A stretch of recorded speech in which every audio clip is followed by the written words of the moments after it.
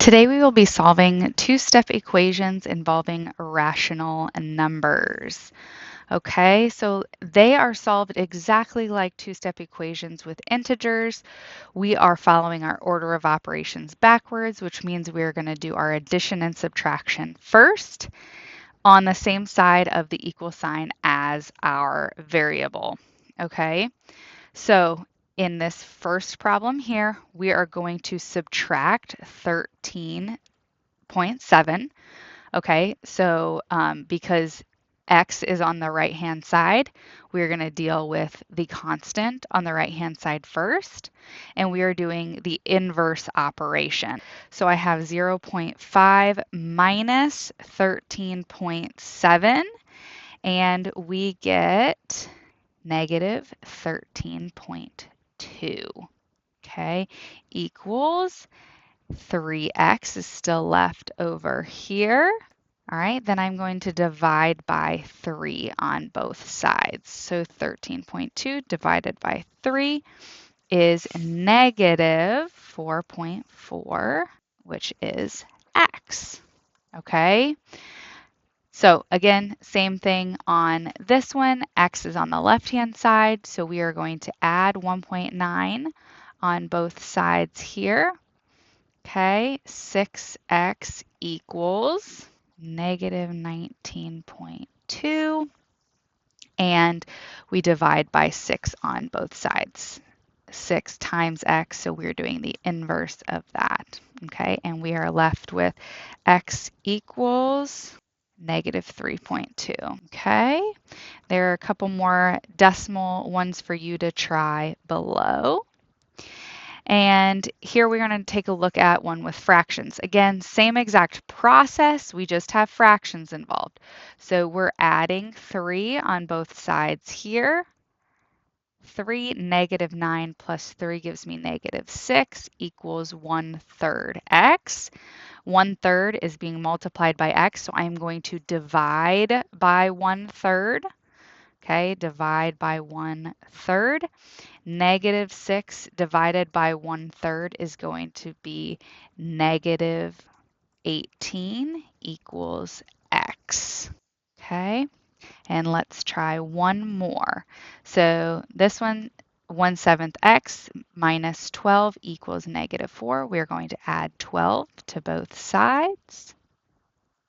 Okay, again, dealing with the side with the variable, I'm doing the inverse operation, so I'm left with 1/7 x equals 8, positive 8. Negative 4 plus 12 is going to be positive 8.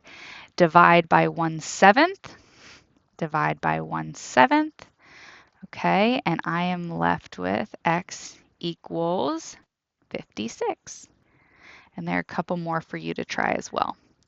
All right, now when we are doing these in word problems, we need to make sure we pay attention to the vocabulary that they used to determine what operations are happening when.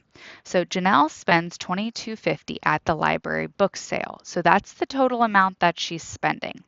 She spends $4.50 on paperback books and buys 6 hardcover books of equal value. So all of the hardcover books she buys are the same price. Okay, determine the cost of each hardcover book. So they tell us the $22.50 is the total amount she spends on all of the books.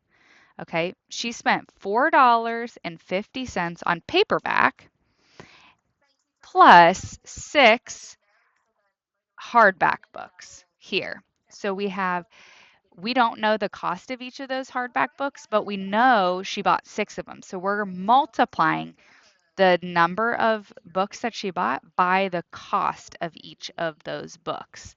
Okay, and then from here we will solve just like normal. So subtract 450 on both sides is 18 equals 6x. Then we divide by 6 on both sides and we get 3 equals x.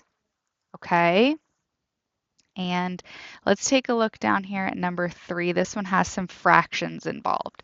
A dog kennel feeds some dogs dry food and some dogs wet food.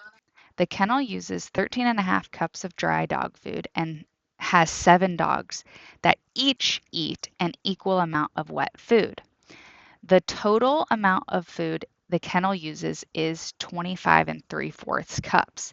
Determine the amount of wet food each dog eats. Okay, so the kennel uses 13 and a half cups of dry food. So it tells you the total amount of dry food, 13 and a half, plus 7 dogs that each eat an equal amount of wet food. So this each shows you multiplication there. So we have 7 dogs that eat a certain amount of food, and all of those are the same amount.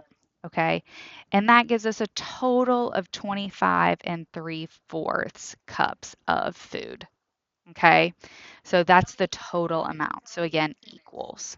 Okay, then again, we do our same process here. We work on the side that has our variable, inverse operations, subtract 13 and a half on each side, and I get 12 and 1/4 equals 7x.